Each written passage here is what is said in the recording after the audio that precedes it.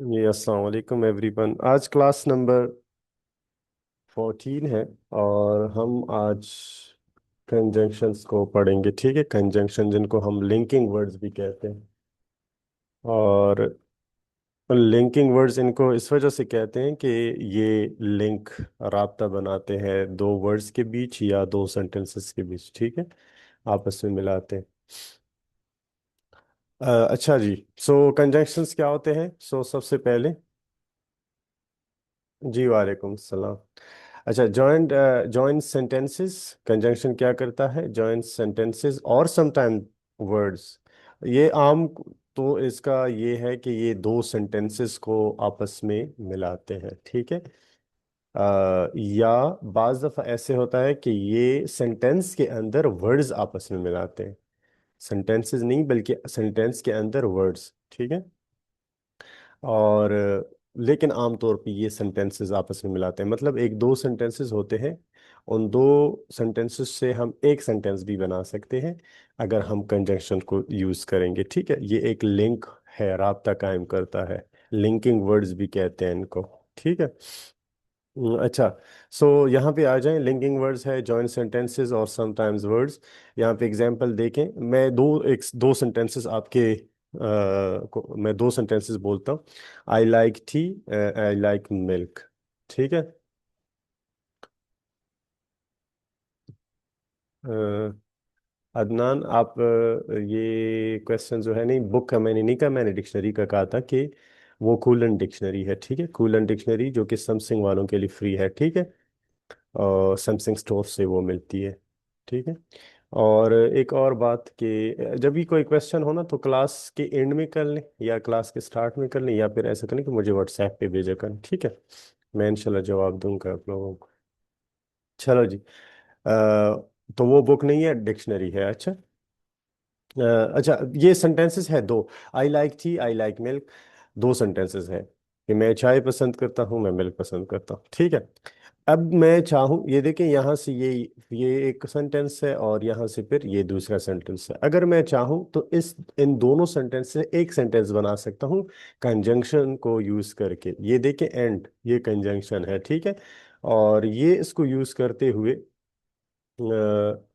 वो थोड़ा सा इस पे टाइम, अच्छा ठीक है, सही। थोड़ा टाइम मैं रखूंगा फिर। I like T and milk. तो यहाँ पे एंड को यूज करते हुए मैं दोनों सेंटेंसेस को एक बना दिया। ठीक है, I like T and milk same मतलब है। ठीक है, इसका मतलब है कि मैं चाय और मिल्क दोनों को पसंद करता हूँ। ठीक है। दोनों सेंटेंसेस से मैंने एक सेंटेंस बना दिया है। ठीक है। अच्छा जी। इसके अलावा हमारे पास जो ज्यादातर यूज होते हैं कंजंक्शन वो है एंड, और, but, since, while, so, therefore, because. ये हमारे पास कुछ आम कंजंक्शंस हैं जो कि दो सेंटेंसेस आपस में मिलाते हैं। ठीक है। अच्छा, एक तीन जो है एंड, और बट।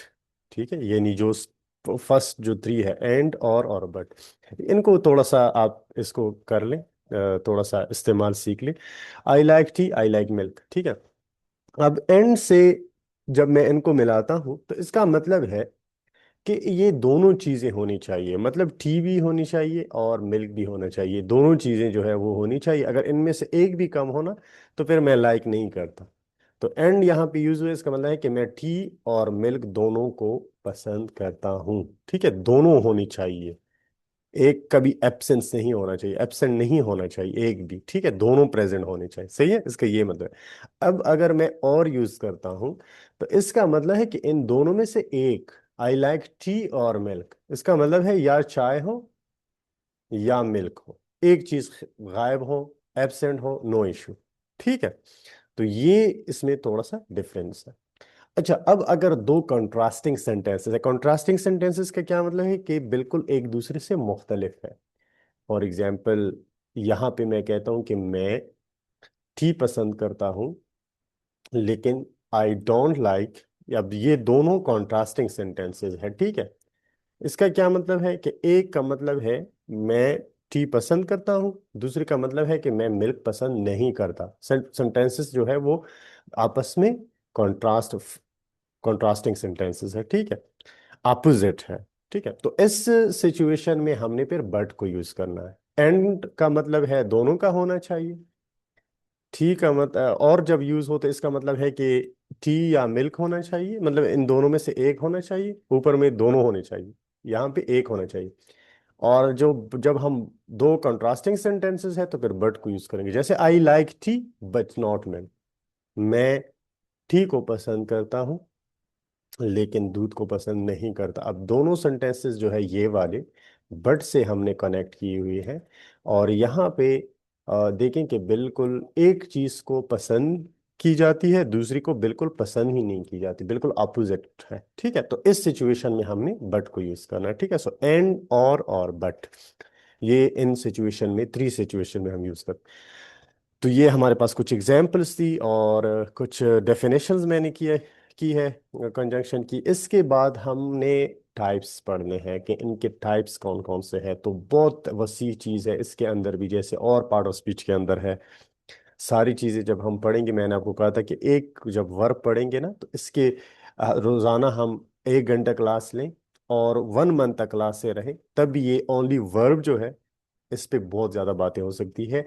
वर्ब में इतना बहुत ज्यादा अकसाम है, चीजें हैं, बातें हैं। ठीक है, लेकिन हमने जो बड़ी बड़ी चीजें हैं ना वो पढ़नी है ताकि हमारे लिए आसानी हो। ठीक है, अब और में जैसे टाइम लगता है, और में भी एक वसी वो है, इल्म है। इसमें कंजंक्शन के अंदर भी है हमारे पास कंपाउंड कंजंक्शंस है, कोरिलेटिव कंजंक्शंस है, कोऑर्डिनेटिंग कंजंक्शंस है, क्यूमुलेटिव कंजंक्शंस है, डिसजंक्टिव है, इलेटिव है, सबऑर्डिनेटिंग कंजंक्शंस है। ये कुछ अकसाम है कंजंक्शंस के। ठीक है, अब आप लोगों ने क्या करना है कि बारी बारी एक एक को, खैर हम आसानी से वो समझ जाएंगे, लेकिन सबसे ज्यादा जो हम यूज करते हैं ना वो ये वाला है, कोरिलेटिव कंजंक्शन, जो सेकंड नंबर पे है। कोरिलेटिव कंजंक्शन सिंपली आप यूज समझे कि ये ऐसे कंजंक्शंस है जो कि पेयर की शक्ल में आते हैं, जोड़े, यानी ये एक नहीं आते। ठीक है, पेयर की शक्ल में आते हैं, जोड़ा दो, दो की शक्ल में आते हैं, एक सिंगल अकेला नहीं आता। ठीक है, कैसे? अब बहुत ज्यादा है हमारे पास।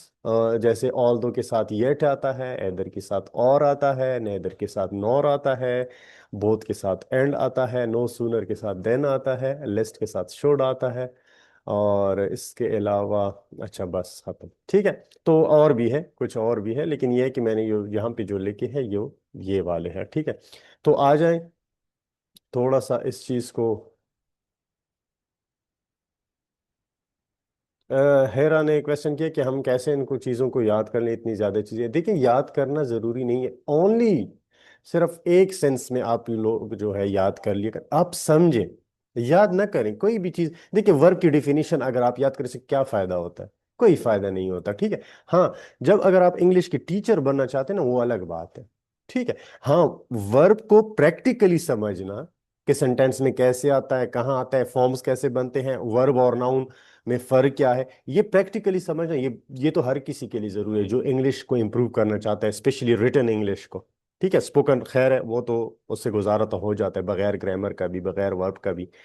लेकिन अगर कोई रिटन इंग्लिश को ठीक करना चाहते हैं, उसको प्रैक्टिकली ग्रामर आना चाहिए, डेफिनेशंस याद करने बिल्कुल जरूरी नहीं है। ठीक है, एक ये बात सुन ले। दूसरी बात, हाँ, अगर आप इंग्लिश के टीचर बनना चाहते हैं फिर अलग बात है, क्योंकि एज अ टीचर तो आपको ये पता होना चाहिए कि वर्ब का डेफिनेशन क्या है, इंटरजेक्शन का क्या है, कंजंक्शन का क्या है। तो वो फिर आपको जरूरी है। बाकी मैं रिकमेंड नहीं करता कि आप इन चीज़ों को याद कर लें, डेफिनेशन वगैरह, हाँ प्रैक्टिकली सीख लें। ठीक है, जैसे मैं आपको कहूँ कि जी गो क्या है, आप लोग कहें जी वर्ब है। अगर मैं कहूँ डोर क्या है तो आपकी कहीं नहीं नाउन है। ठीक है, क्योंकि इससे आप लोगों के फिर जो सेंटेंस स्ट्रक्चर है ना वो फिर काफी ठीक हो जाएगा इसके साथ। ठीक है। हम्म। अ, हाँ, सीएसएस के लिए जो जाना चाहता है ना उसके लिए तो बिल्कुल फर्ज है वो, क्योंकि सीएसएस में सारा जो है स्पोकन इंग्लिश पे फोकस नहीं होता, रिटन इंग्लिश पे होता है। और रिटन इंग्लिश के लिए आप लोगों ने ग्रामर सीखना बहुत ही जरूरी है, लेकिन वहां पे भी मैं ये कहूँ कि डेफिनेशन याद करना जरूरी नहीं, प्रैक्टिकली चीज को सीखें। ठीक है, अच्छा जी, आ जाए हमारी तरफ से जो अब आज का जो हमारा है कोरिलेटिव कंजंक्शन, जो डबल आते हैं। ठीक है, ऑल तो जब आता है तो इसके साथ येट आता है, और ये हम तब यूज करते हैं जब हम ये उर्दू के अंदर ऐसे कहते हैं कि अगरचे वो गरीब है लेकिन फिर भी ईमानदार है। अगरचे वो मालदार है लेकिन फिर भी सखी है, या हम ये भी कह सकते हैं अगरचे वो मालदार है लेकिन फिर भी आ, ईमानदार है, क्योंकि ऐसे लोग ईमानदार नहीं होते। ठीक है, तो ये देखें कि हम ऐसे सिचुएशन में ऑल दो येट यूज करेंगे, एक सेंटेंस के साथ यही ऑल दो, दूसरे वाले के साथ येट। ठीक है, इस तरीके से सेंटेंस बनाएंगे। जैसे ऑल दो ही इज पुअर, अगरचे वो गरीब है, येट ही इज ऑनेस्ट, लेकिन फिर भी ईमानदार है। ठीक है। अच्छा, इसका हम ऐसे भी बना सकते हैं, जैसे अगरचे वो कम वो है, माजूर है, लेकिन फिर भी मेहनती है, सख्त मेहनती है। ठीक है, क्योंकि माजूर भी है और उसके लिए मेहनत करना मुश्किल है ना, लेकिन फिर भी मेहनती है, तो हम कैसे कहेंगे? ऑल दो he is disable yet he is hard working. ठीक है, तो इस तरीके से बनाते हैं। अक्सर इसके अंदर सीएसएस में या जो बड़े बड़े एग्जाम है उनमें ऐसे सेंटेंस आता है कि ये वाले इसको की जगह पे बट लगाते हैं, कि आप लोगों ने अब ठीक करना है। तो आप लोगों ने कैसे ठीक करना है? कि बट को हटा के येट लगाना है, या ये ऐसे बनाते हैं, या ऐसा होता है कि ये वाला जो वर्ड है इसको हटा देते हैं, यहाँ पे ब्लैंक देते हैं, खाली जगह। तो आप लोगों को क्या जाता है ऊपर कि यहाँ पे आप लोगों ने कोई वर्ड लगाना है, इसमें कौन सा वर्ड ठीक है? तो आपको तो पता होगा कि ऑल्दो का जो दूसरा जोड़ा है वो कौन सा है? येट है। ठीक है, सो although he is poor yet he is honest, अगरचे वो गरीब है फिर भी ईमानदार है। ठीक है। अच्छा, हम उर्दू के अंदर अक्सर जुमले बनाते हैं या ऐसे दो दो दफा या आते हैं सर उर्दू के अंदर। जैसे फॉर एग्जांपल, या तो वो डॉक्टर है या प्रोफेसर है। ठीक है, या या तो वो झूठ बोल रहा है, या फिर उसको पता नहीं। ठीक है, या डबल, एक सेंटेंस के साथ भी या, दूसरे के साथ भी या। तो ऐसे सिचुएशन में हमने इधर, एक के साथ इधर लगाना, इसको आइदर भी कहते हैं इधर भी कहते हैं, दोनों प्रोनाउंसिएशन ठीक है। अच्छा, फिर उसके साथ हमने और लगाना है दूसरे पार्ट के साथ। ठीक है, he is either a doctor और प्रोफेसर, या तो वो एक डॉक्टर है या फिर प्रोफेसर है।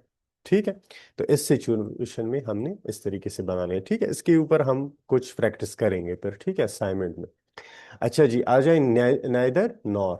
इसको नीदर भी कहते हैं, नाइदर भी कहते हैं, दोनों ठीक है। इसमें कौन सा सेंटेंस है उर्दू के अंदर जब हम दो दफा ना ना कहते हैं? फॉर एग्जाम्पल, ना तो वो डॉक्टर है, ना वो प्रोफेसर है, या ना तो वो मालदार है, ना वो खूबसूरत है। ठीक है, या इस तरीके से जब हम सेंटेंस बनाएंगे तो इसमें एक हिस्से के साथ नेदर लगाएंगे, दूसरे के साथ नॉर लगाएंगे। Neither he is a doctor nor a professor. ठीक है, तो ये ना वाला सेंटेंसेस है। अच्छा, इसके अलावा नॉट ओनली है, उसके साथ दूसरा पेयर कौन सा है? But also. ठीक है, ये कौन किस किस्म के सेंटेंसेस है?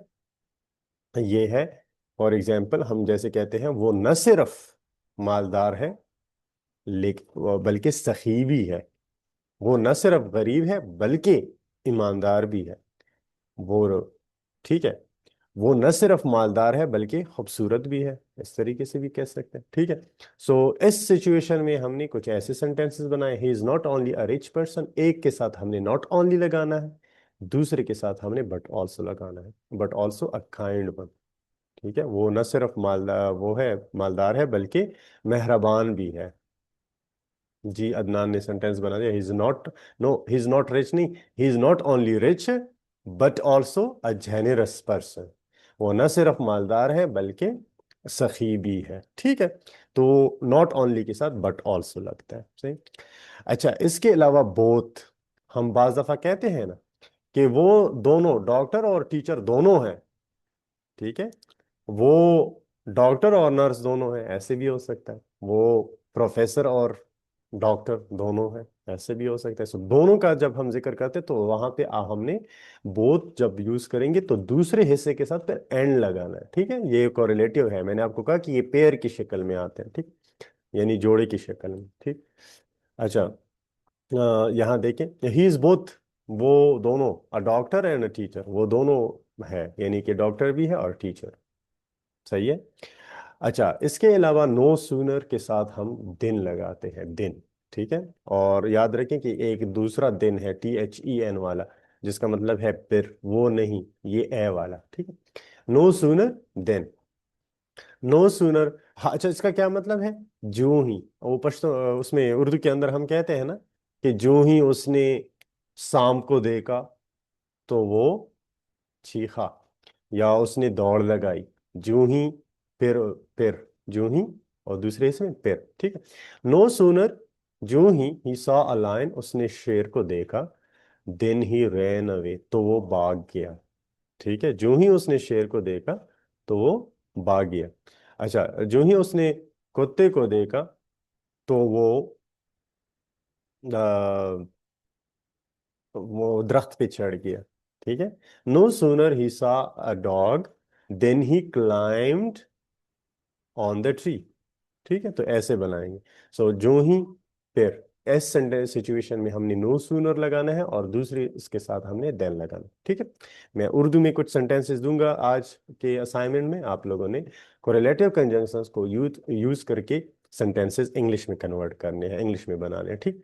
अच्छा, अब इसके बाद है लिस्ट और शुड। ये बड़ा एक जबरदस्त किस्म का कोरिलेटिव, वैसे तो सारे हम यूज करते हैं बहुत ज्यादा, लेकिन ये वाला बहुत ज्यादा यूज करते हैं।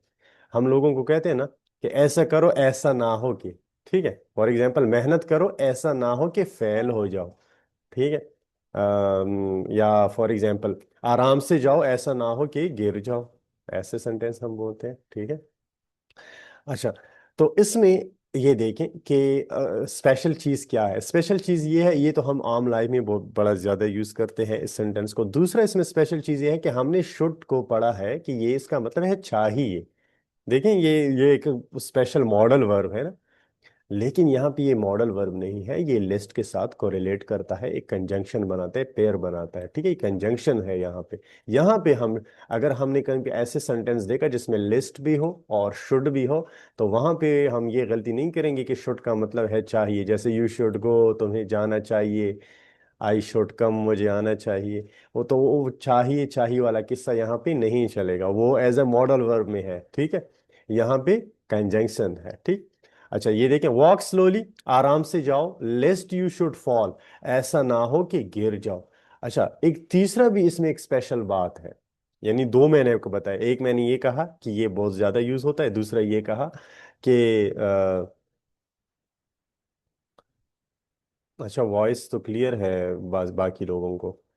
अच्छा, ये तो मैं क्या कहना चाह रहा था, तो ये है कि दो बातें हो गई। दूसरा ये है कि इसमें शुड जो है उसका मतलब वो वाला नहीं है जो हमने पहले सीखा है।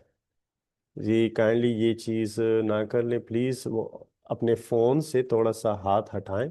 आप लोग इस पे ऊपर पेंट कर रहे हैं। अच्छा जी, स्क्रीन के ऊपर देखें, दो बातें हो गई स्पेशल, कि इसको शुड का मतलब चाहिए है आमतौर पे, लेकिन यहाँ पे ये वो नहीं है। ठीक है। तीसरा इसके अंदर क्या है स्पेशल बात, कि इसमें अगर हम देखें कहीं पे नॉट यूज नहीं हुआ, कहीं भी नॉट यूज नहीं हुआ, नेवर यूज नहीं हुआ, या कोई दूसरा नो का लफ्ज नहीं है, लेकिन उर्दू के तर्जुमे में के अंदर हमें नहीं मिलता है, ना मिलता है ना। ठीक है। For example, walk slowly लेस्ट you should fall, आराम से जाओ ऐसा ना हो। ठीक है, ऐसा ना हो कि गिर जाओ। क्लियर है? तो ये देखें कि ये तीन चीजें इसके अंदर है। ठीक है, लास्ट वाला में ये बात जो है वो ये है कि इसके अंदर नो,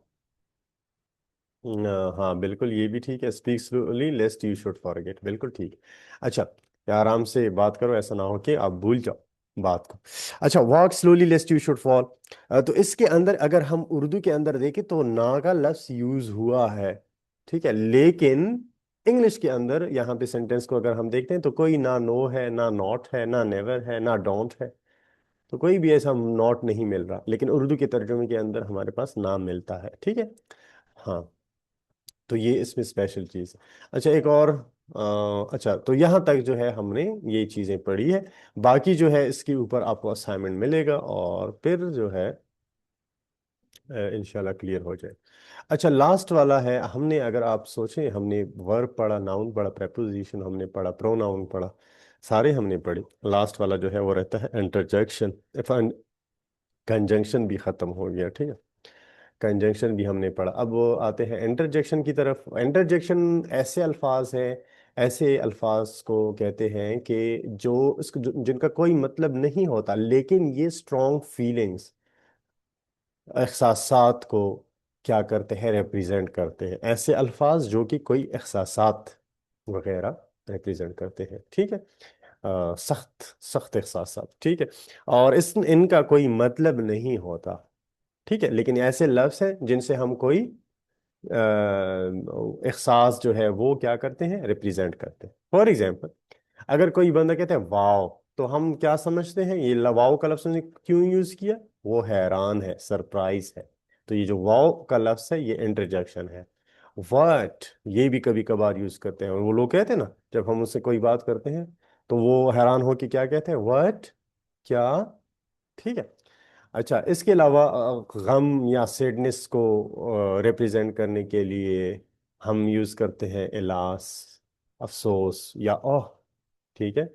खुशी के वक्त हम कौन से अल्फाज यूज करते हैं, हुर्रा या हुर्रे, ठीक है। और उर्दू के अंदर हम आहा, ठीक है, आहा, हमने मैच जीत लिया, आहा, वो लोग आ गए हैं, ठीक है, हुर्रा या हुर्रे। अच्छा, ये वाला लफ्ज बड़ा हम यूज करते हैं व्हाट्सएप में लोगों के साथ, अक्सर लोग तंग भी होते हैं, ये गेस के लिए यूज होते हैं।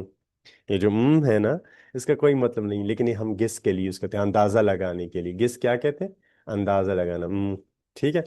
और जब कोई अच्छा काम करता है तो अप्रिशिएट करने के लिए हम क्या लफ्ज यूज करते हैं, वेल डन। तो ये भी क्या है, ये इंटरजेक्शन है, ठीक है। सो हमारे पास कुछ इंटरजेक्शंस है, यानी ये ऐसे अल्फाज हैं जिनका कोई मतलब है नहीं, लेकिन कुछ एहसासात रिप्रेजेंट करते हैं, ठीक है। अच्छा, और ये कल परसों मैंने आप लोगों को एक और बात भी बताई थी कि ये जो एक्सक्लेमेशन साइन है ये हम यूज करते हैं ऐसे सेंटेंसेस के अंदर जहाँ पे इंटरजेक्शन हो। जिस सेंटेंस के अंदर इंटरजेक्शन हो वो एक्सक्लेमेटरी सेंटेंस कहलाता है, ये हमने कल पढ़ा था, ठीक है। आई थिंक कल पढ़ा था, हाँ, ठीक है। तो ये हमारे पास ये चीजें हैं, ठीक है। अच्छा, एक और चीज, और हम मैंने आपको ये भी बताया था कि ये वाला साइन कहाँ पे होना चाहिए, ये वाओ के डायरेक्टली बाद हम यूज कर सकते हैं, लास्ट में भी यूज कर सकते हैं। वाओ इट्स अमेजिंग, ठीक है। तो यहाँ पे भी ये हो सकता है, यहाँ पे भी हो सकता है, लेकिन अगर यहाँ पे लगा दिया तो फिर यहाँ पे फुल स्टॉप होगा, ठीक है। हाँ, जिसको पीरियड भी कहते हैं, कल मैंने बता दिया था। अच्छा, ये है। और इसके अलावा बाकी तो ये चीज़ें आई थिंक मैंने आपको कल परसों पढ़ाई थी कि जो एपोस्ट्रोफी ऑफ के लिए हम क्या करते हैं, ऑफ किस चीज़ के लिए यूज़ होता है, पोजीशन के लिए, पोजीशन, मलकियत, किसी चीज़ के ऊपर हम मालिक हैं, तो ऐसा ये वाला यूज़ करेंगे, ठीक है। तो इसकी जगह पे, यानी ऑफ की जगह पे हम एपोस्ट्रोफी को भी यूज़ कर सकते हैं, ठीक है। ये हमारा जो आज का लेक्चर है उससे रिलेटेड नहीं है, अच्छा, ये एक्स्ट्रा चीज़ें हैं, सही। For example, you lost the book of my friend, तो यहाँ पे फ्रेंड की जगह पे, मैं ऑफ फ्रेंड की जगह पे मैं क्या कर सकता हूँ, फ्रेंड के बाद एपोस्ट्रोफी और फिर एस, तो ये बना फ्रेंड्स, फ्रेंड्स बुक, यानी दोस्त की किताब, ठीक है। तो इस तरीके से बॉयज पेन, ठीक है। अच्छा, ये मैंने एक और चीज़ आपको फिर ये बताई थी पिछली क्लासों में कि यहाँ पे अगर हम ये कहते हैं, ये वॉइस पेन का क्या मतलब है, ये यानी बच्चे का, लड़के का पेन, ठीक है। ये यहाँ पे एपोस्ट्रोफी लगेगी। अगर मैंने ये कहा लड़कों का पेन, बहुत सारे लड़के हैं, तो अब उसके लिए तो अलग एस होगा ना, तो दो एस तो मैं लगा नहीं सकता, फिर क्या करूंगा कि ये एपोस्ट्रोफी यहाँ से हटा के लास्ट में लगा दूंगा। इसका मतलब है बॉयज पेन का मतलब है लड़कों का पेन, अब एपोस्ट्रोफी लास्ट में, इसका मतलब ये लड़कों का पेन। लेकिन अगर एपोस्ट्रोफी यहाँ पे है, एस से पहले है, तो फिर इसका मतलब है लड़के का पेन, एक लड़का है उसका पेन, ठीक है। और अगर फिर यहाँ है तो इसका मतलब है लड़कों का पेन, बहुत सारे लड़के, ठीक है। तो ये इसमें एक और चीज है। इसके अलावा एक और चीज मैं आपको समझा दूं आज, कि हमारे पास एक वर्ब है और वो है गेट। ये एक अजीब वर्ब है।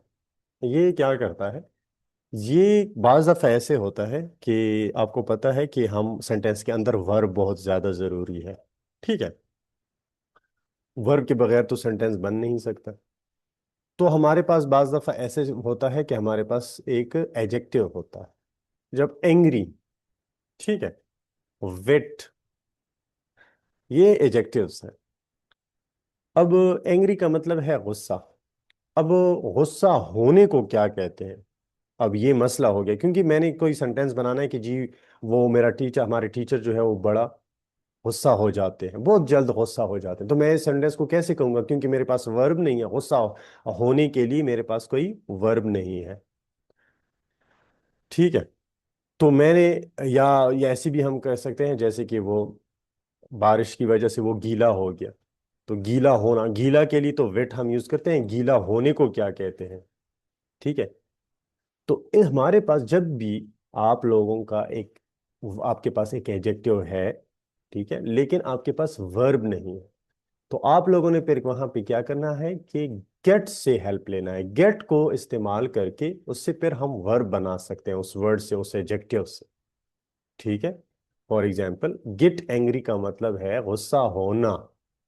गेट वेट का मतलब है गीला होना। We got wet in the rain. ठीक है। सही है। तो देखें कि ये हम ऐसे यूज कर सकते हैं। ये ही इज एंग्री, ये तो आसान है। वो गुस्सा है, वो गुस्सा है, ये तो हर कोई बना सकता है। वो गुस्सा हो गया, गुस्सा होना, इसके लिए हमने फिर गेट का हेल्प लेना है। और ये यहाँ पे नहीं बल्कि हर जगह पे जहाँ पे हमारे पास क्या हो। फॉर एग्जाम्पल हम कहें वो लाल हो गया, कैसे कहेंगे, ही गॉट रेड। क्योंकि लाल के लिए हमारे पास वर्ड तो है रेड, लेकिन लाल होना के लिए फिर वर्ब नहीं है हमारे पास। तो गेट को यूज करके हम वर्ब वाला मीनिंग ले सकते हैं। ठीक है। जी, माई सर गॉट एंग्री, ठीक है, मेरे सर गुस्सा हो गए, बिल्कुल। ठीक है। अच्छा, एक, अच्छा, गेट और गॉट में तो सिंपल फर्क है, गॉट से पास्ट फॉर्म है। ठीक है। ये सिर्फ छोटा सा इसमें के डिफरेंस है, बाकी तो इसमें बड़ा डिफरेंस नहीं है। ठीक है। तो ये देखिए कि हम इस तरीके से बना सकते हैं। अच्छा, आप लोग अब एक सेंटेंस बनाएं कि वो मालदार को तो रिच कहते हैं ना, वो मालदार हो गया, कैसे कहेंगे जी। एक सेंटेंस ये ट्राई कर लें काइंडली। वो मालदार हो गया, या वो गरीब हो गया। गरीब होना और मालदार होना। ही गॉट वेल्थी है, वेरी गुड, शाबाश। ही got poor, very good. Adnan Bashir, ही गॉट पुअर, ही गॉट रिच, वेरी गुड, ठीक है, बिल्कुल, ही गॉट पुअर। वीवो। ठीक है। देखें कि हमने अब, अगर हमारे, हाँ, he got rich, he got poor, Syeda, he got rich. ठीक है। तो अब मेरा मकसद ये था बात करने का कि अगर आपके पास एक एडजेक्टिव है लेकिन उसके लिए वर्ब नहीं है, ठीक है, तो आप लोगों ने गेट को इस्तेमाल करके उस एडजेक्टिव के साथ वर्ब की मीनिंग में आप फिर यूज कर सकते हैं आराम से। ठीक है। अब वो गुस्सा है, ही इज एंग्री, लेकिन वो गुस्सा हो गया, ये अब मुश्किल हो गया। उसको कैसे कहूंगा, क्योंकि मेरे पास वर्ब नहीं। अगर मेरे पास कोई ऐसा वर्ब है जिसका मतलब है गुस्सा होना, फिर तो आसान है, फिर तो कोई इश्यू नहीं है। लेकिन अगर वर्ब नहीं है तो मैं गेट को इस्तेमाल करके उस एडजेक्टिव के साथ उसकी एज अ वर्ब यूज कर सकता हूँ। ही गॉट एंग्री या he gets angry at once. ठीक है। वो अचानक गुस्सा हो जाता है, he gets angry at once, फौरन। एट वंस का क्या मतलब है, फौरन। ठीक है। सो आज के लिए इतना ही काफी है, इंशाल्लाह। आज आप लोगों को एक अलग किस्म का असाइनमेंट मिलेगा, इसमें उर्दू की सेंटेंसेस होंगी, आप लोगों ने इसमें इंग्लिश में कन्वर्ट करने होंगे। ठीक है। बिल्कुल ठीक है। He get angry suddenly, he gets angry suddenly, get के साथ गेट्स लगाएंगे, ही आया है, ठीक है, इस वजह से। ये टेंसेस की थोड़ा सा इशू है, आप लोगों ने first present and different tense में अगर आप सही तरीके से सीखेंगे तो फिर जो है हम, ठीक है, इंशाल्लाह आज आपको स्पीच भी मिलेगा। और आप लोगों ने स्पीच को देखना है और फिर अपने अल्फाज में मुझे भेजना है। ठीक है। मैं उस पर फीडबैक दूंगा और कमेंट भी करूंगा। ठीक है। हम्म, और इसके अलावा जी सैयदा वेलकम। और इसके अलावा जो ये वाला काम है, यानी इसका जो असाइनमेंट है वो इस तरीके से होगा कि उर्दू के अंदर सेंटेंसेस होगी, आप लोगों ने फिर जो है उसके बाद प्रैक्टिस करना है। ठीक है। ठीक है, thank you and Allah Hafiz for now.